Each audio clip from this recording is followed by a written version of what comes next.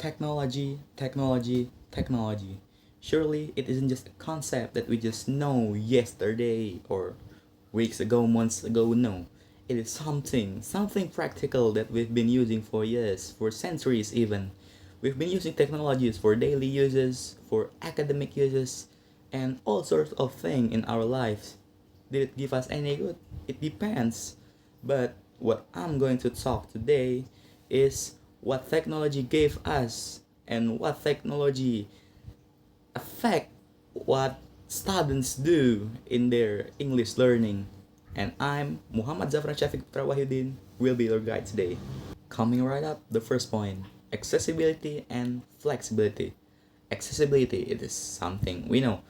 Back then, back in the days, we had to use book to learn new things, to read new things that we wanted to know, want to learn. So it is not really accessible. Like we have to go to libraries to find those books, or we have to buy those books to read the content.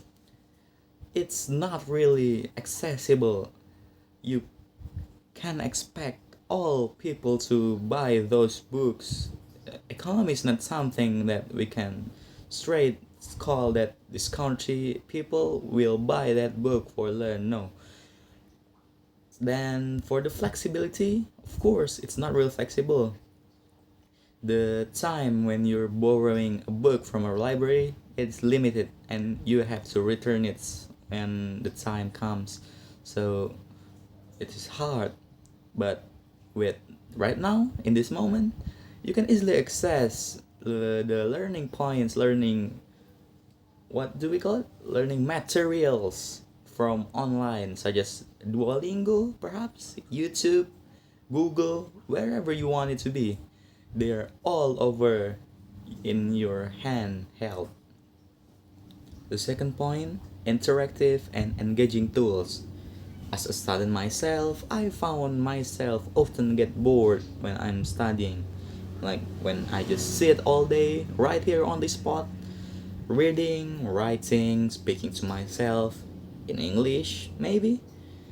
I can't really get things into my head. It's just something that I wrote, I spoke, and I just forget it the moment after.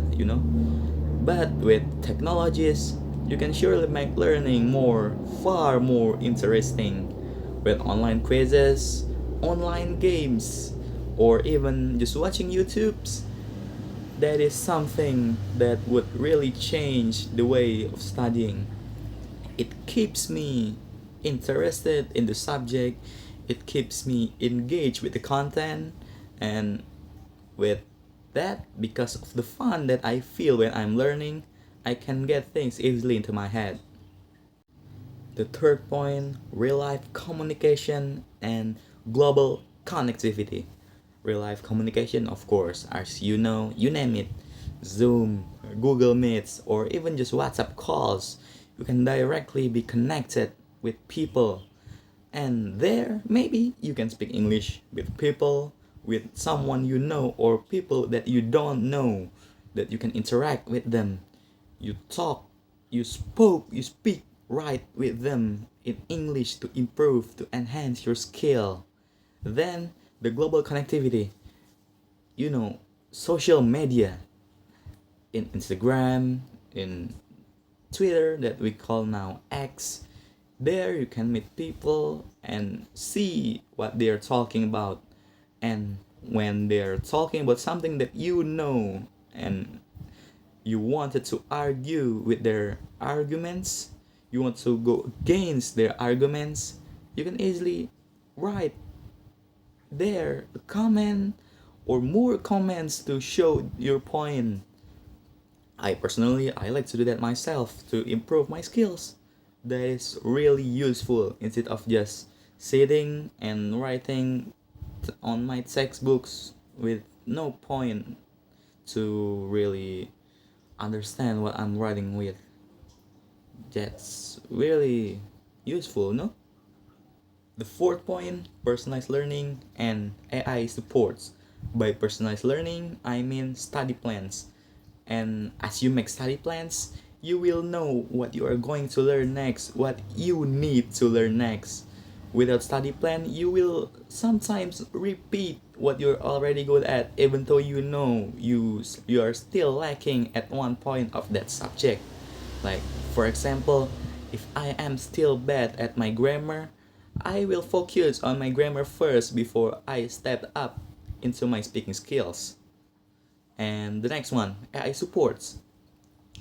By using those AIs, no, I mean not you using them by just asking questions and make them answer and use those answers to get your scores, but using them, really using them. ChatGPT is for making outlines, and Quillbot AI for paraphrasing, so you can make a better writing for your journals. Those are really helpful and not just in a bad way. It is really useful in a good way. But despite all the good things that I've explained on how good technologies are on helping us in learning English, there are bad things that come with it. The first one is the over-reliance of technologies. So, people who are too relying on their technologies, on their devices to learn, sometimes forget to what to do or what to practice those skills on daily uses, on social uses. The next one is accessibility. Not all people could afford phone, even the cheaper ones. The reason, of course, economy. And the next one is the distraction. In phones or other devices, there are so many distractions like games, social medias. So from the point of it, when you're going to learn, you are wanting to learn, but then you saw those apps. Sometimes you just chose those apps instead of learning. In conclusion, technology is useful. We can use it to access things, we can use it to learn things. Despite the flaws, we doesn't have to ditch it. We have to maximize the potential of it. We can learn with it. So, in learning English, please use technology accordingly, in the right way, in the good way.